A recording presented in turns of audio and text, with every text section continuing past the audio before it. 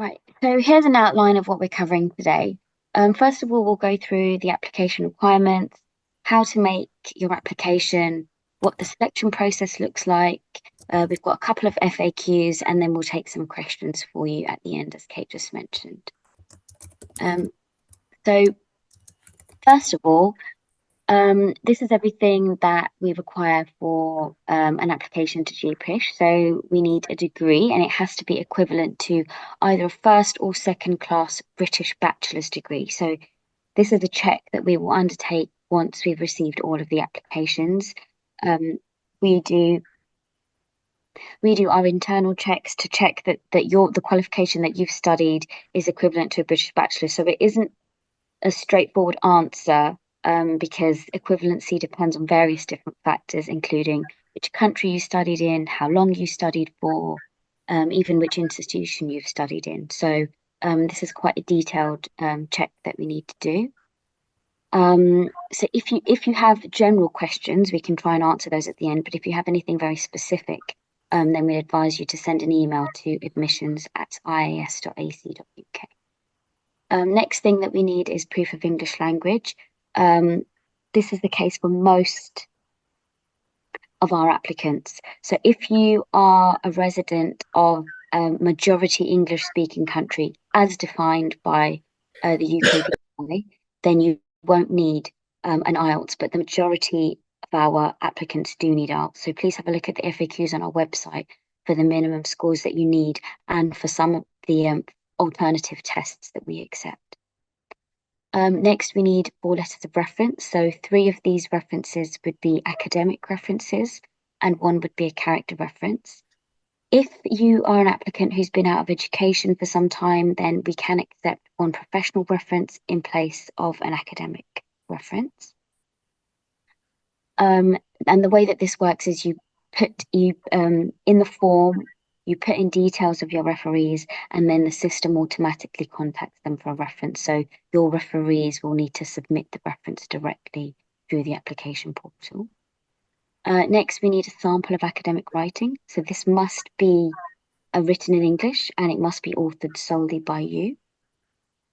And finally, we need a personal statement. So this would be a statement demonstrating your interest in the programme. And just a point to note that if you have applied in previous years, the requirements of a personal statement have changed slightly this year. So make sure that you do read the instruction text on the application form before you write your personal statement. Okay, so the first thing to do, if you haven't already, is to register your details on the portal. All you need to do is provide your name and your email address. Then you'll receive a link by email, so you just need to verify that account. And then what this means is you can log in and log out. It will save your progress. It's quite a long application form. You don't need to do everything all in one go. You can answer a few of the questions and then come back later on to upload your certificates, for example, if you don't have them on hand. Again, here's the email address that I mentioned earlier, admissions@is.ac.uk, if you have any questions about any of this. So, yeah, as I just mentioned, you can log in and out, your progress will be saved. Please make sure that all of the documents are required are submitted before the deadline, and make sure that you have pressed the submit button. Until you press the submit button, your application won't be complete. And also, please also make sure that you do fill in the equal opportunities. Here's an overview of the selection process. So in January will be the deadline. So once we receive all of the applications, we will do an eligibility check to check that you meet the basic eligibility criteria. After that, there'll be a review process. So each application will be reviewed by 3 independent reviewers. And so based on the outcome of that review, shortlisted candidates will then take an entrance exam. So these will be facilitated locally by your ITREB. Anyone who's not in their home country at this point will be asked to get in contact with us and let us know where you're based so that the entrance exam can be arranged for you. And then finally, we have the interview. So the interviews will take place virtually by a panel of IAS staff, and the final decisions will be communicated around about early April next year. So just a couple of the questions that we frequently get asked. I've taken an approved English language test and my results are due after the deadline. Can I still apply? Unfortunately, no. So we do need to have a valid qualifying English language qualification by the deadline. Fortunately, you do have time. So if you're attending this webinar now, you should have plenty of time to book a test and get the results before the deadline in January. Next, I'm graduating in summer 2025. Can I still apply? So yes, you can apply, but we do need an interim transcript. So that means a transcript that's got details of all of the modules that you've taken to date. And if you are accepted, your offer will be conditional on successful completion, and we will need to receive your final transcripts by May of next year. Do I need to provide qualifications below undergraduate level? No. So please don't send us anything that's below bachelor's level. So we only need to see qualifications that are bachelor's or above. Will the IS consider additional documentation? No. So in order to be fair to everyone, we only need your academic qualifications. We don't need to see any additional certificates or qualifications, please. And can I bring my spouse or child with me? No. So UK law has changed from this year, January of this year, it changed. So it's no longer possible for IS students to bring any dependents with them. So yeah, please visit our website for further. There's a longer list of questions there that you can find answers to. You can also watch the GPISH webinar that took place last week on the IS YouTube channel, and the recording of this webinar will be available in a few days on the IS YouTube channel. Here's a reminder of the email address, admissions@is.ac.uk. There's a couple of slides here now just showing you what the portal looks like. So when you go to register, you will see these tabs on the left-hand side. So you select GPISH from the one that says register to apply, and you can begin your application. You can find FAQs on there as well. And then if you look on the right, there's a blue button which says start application. Just need to press that. This is the screenshot from last year. So this year it says graduate program in Islamic Studies and Humanities C31. So if you have any questions, please type them in the Q&A box. We'll do our best to answer them. As I said, if there's anything very specific to your situation, then we'd advise you to send an email and we can get back to you there. Somebody's asked, what if one of the referees does not respond to the reference request? So there is a function to send a reminder to them. So before the deadline, you can send a reminder, and after the deadline, we can send a reminder. We do advise, though, that before you input the details of the referee, that you do get in touch with them, just as a courtesy. If you get in touch with them and let them know that you'll be writing their name down as a referee, this should hopefully ensure that they're able to answer. If it's before the deadline, you can also ask us to reset the form, and you can choose another referee if they don't respond. I think also on that note of letting them know prior to putting their information in that you're going to ask them to be a reference, it also helps people prepare for something coming into their inbox that they might not otherwise recognise. So if they might think, oh, what's that, and sort of delete it or leave it for later or whatever, if they're aware that something's coming in and where it might be coming from, what it might look like, then you're more likely to get a prompt response. So both as a courtesy and also as a better way of getting a quick response is a good thing to do. Somebody's asked, could you please explain about academic writing? So this is a piece of academic writing in English that you have written yourself. Most people submit something that they did as part of their degree. For some of you, if you've done more sort of sciencey subjects or engineering subjects, you might not have a suitable piece of work, and you can write something specifically for the purpose of the GPISH application. The maximum length is 10 pages. So please ensure whatever you're submitting, if it's longer than 10 pages, then you just use an extract from that. Do I have to plainly answer the 4 questions asked in the personal statement, or can we be creative and use stylistic form as well? I mean, I suppose this depends on how creative you need to be. You do need to answer the 4 questions. So you need to make sure that those are answered.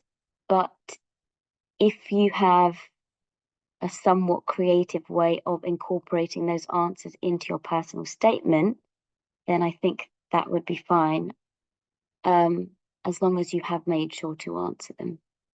I'll get my degree in September 2025, not May. Can I plan this intake? No, unfortunately not. GPISH starts in, or the next intake of GPISH starts in August 2025, and this would be far too late. We start making offers and doing the visa applications in the summer. So this wouldn't work. So we'd encourage you to apply for next year. My country in EU falls under UK jurisdiction. Where will the exam be conducted? It would depend on where exactly you're based. If there are any ITREB offices near to you, we would try and find the one that's closest to you. If I spend time from now until the start of the program to improve Arabic, does the program take this into account and differentiate between various levels of language skills present in the class? So if somebody is a fluent Arabic speaker, they would be studying Persian. However, if you're more of an intermediate level, I can remember this happening perhaps once. Somebody had quite a lot of previous experience with studying Arabic, and so they went into the intermediate group, which is the second year's Arabic class.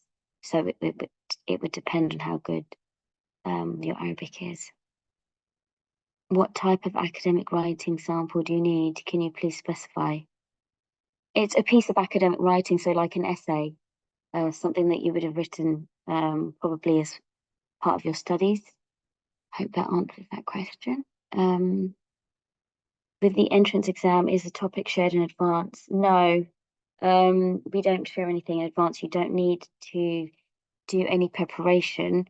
We do send you some guidance and a past paper so that you can prepare. How and where should we contact alumni? You can contact your ITREB. They should be able to put you in touch with alumni. About the academic, can I upload my master's thesis? You can if it's a maximum of 10 pages. So if it's any longer than that, just choose an extract from that piece of work and you can submit that. That would be fine. IELTS online. Yes, we do accept the IELTS online. Is it necessary for the academic writing to be published? No. We haven't said anywhere that it needs to be published. It just needs to be a piece of academic writing. As I mentioned earlier, you can even write something specifically for the purpose of the application if you don't have anything suitable. In the application, there are 2 sections. One is called Remote Services and the other one called Volunteer Services. Well, voluntary work could be any voluntary work. It doesn't need to be connected with the Ismaili community. So that would be the difference there. Can you tell us about the structure of the entrance test? So it's an essay type question. There are two questions, 2 relatively short questions to answer, but they're essay type questions. I'm not really sure I understand this question about the academic writing sample. Can we submit the academic writing sample, or is it? I think it's as you've already answered, the academic writing sample needs to be 10 pages maximum. So if it's longer, if the sample that you wish to use is longer than 10 pages, then you need to submit a maximum 10-page extract of that sample. Somebody's asking which part the extract should be sent. But this is your choice, so this is your decision to make. It's your application, so we'd expect you to use your discernment, and it's your piece of work, so we expect you to use your discernment to choose which part of it to submit. And the equal opportunities form, yes, is to be filled after you've completed the application form. Who can we ask for a character reference? So this would be somebody in a leadership position within the Ismaili community. So, for example, your Mukhi Sahib. Is the online IELTS test accepted? Yes. Writing samples. Is it acceptable to submit a portion of my research projects such as the literature review? Yes, you can do that. Do I need to mention where it was originally submitted? Or is it sufficient to include just the excerpt without further context? I think it helps to provide the context, but it's not mandatory. What type of entrance exam? So it's a written entrance exam. It's an essay type question. You will be shown you don't need prior knowledge of Islamic studies in order to answer it, but you might, for example, be given a small piece of text to have a look at and write about. As I mentioned, you will candidates that are shortlisted will be given guidance, and they'll also be given a past paper to look at as well, so that you can prepare. Regarding the references, I'll just repeat again regarding them. So we require 3 academic references and 1 character reference. So the academic references, which would come from somebody who knows you in an academic capacity, such as a lecturer or supervisor from university. If you've been out of education for some time, we can accept 1 professional reference in place of 1 academic reference. Lastly, we require a character reference. That character reference would come from somebody within a leadership position from the Somali community. And your referees would complete the form. So you don't need to submit the actual reference itself. You just need to input the referee's contact details, and then the system will automatically contact them. And then your referee will receive an email with a link, and they answer some questions, and that's how we receive your reference. Can I submit 2 pieces of academic work? So if you have 2 smaller pieces of work, you can submit them. They don't necessarily need to be 5 pages. So 10 pages is the absolute maximum. So we're not asking for 10 pages. We're just asking for a piece of work so that the reviewers can get an idea of what your academic writing is like. So it does not need to be 10 pages. If you have 5 pages, you can submit that. That's perfectly fine. 4 pages is even fine. 3 pages is fine. 10 is just the absolute maximum cutoff because the viewers cannot read more than 10 pages. So if you have some shorter pieces, feel free to submit a couple of pieces that add up to no more than 10 pages, please. Is it necessary to mention the title, both titles of the referees? Both titles, along with what they teach. No, you just need to mention their title. I'm assuming the doctor and professor are 2 separate referees. You don't need to mention the subject they teach, no. Does professional work in humanity institution necessary? No, that's not necessary. I don't think we request that anywhere. How many interviews until the final selection? Just 1. So there's just 1 interview. It's a panel interview. Usually there are 4 interviewers on 1 panel, and it's done virtually. So you'll only need to sit 1 interview. Can the 3 references all be from the same university or school? Yes, that's perfectly fine. Is there a specific section where you can mention online courses? Yeah, there's an additional information section where you can include details of that. Volunteering section. Yeah, so there's 2 sections. In 1 section, you can include any Jamati volunteer work or even paid work, and separately the voluntary section, work that you did on a voluntary basis and that you weren't paid for. Okay, I think those are all the questions that we've had so far. So hopefully that's been informative. Which arts do we need? One more question here. Any academic, yes, it needs to be the academic version of arts, but it does not need to be the UKVI version. So You don't need to specifically do the UKVI version. That is okay. We can accept the UKVI version, but it doesn't need to be. It just needs to be the IELTS academic. So please make sure that you check it, the academic version. Is there any particular number of participants taken from a country? We don't have a quota. We try to aim for diversity, but we don't have a quota on the sort of minimum or maximum number of candidates that need to come from a certain country. How many days in advance will we send the guidelines?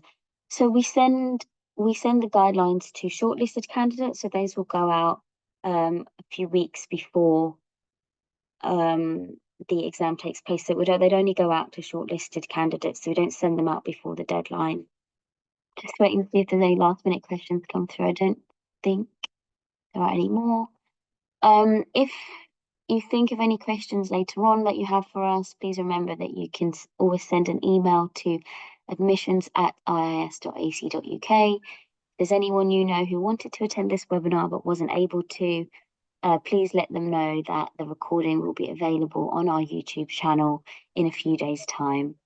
And if you want to watch it back, you're also free to do that too. And if you missed last week's webinar with Dr. Henley, please make sure that you watch that too. It gives a lot of information about the IAS and about the GPISH program. And there are also a couple of GPISH students on the panel who share their experiences as well. There are also the FAQs on the website that you can consult, as well as the recordings of the webinars, so you can go back and have a look at, those. That's right. Thank you very much for joining us today. We look forward to receiving your applications. Good luck, everyone. Hopefully see you soon. Thank you very much. Goodbye.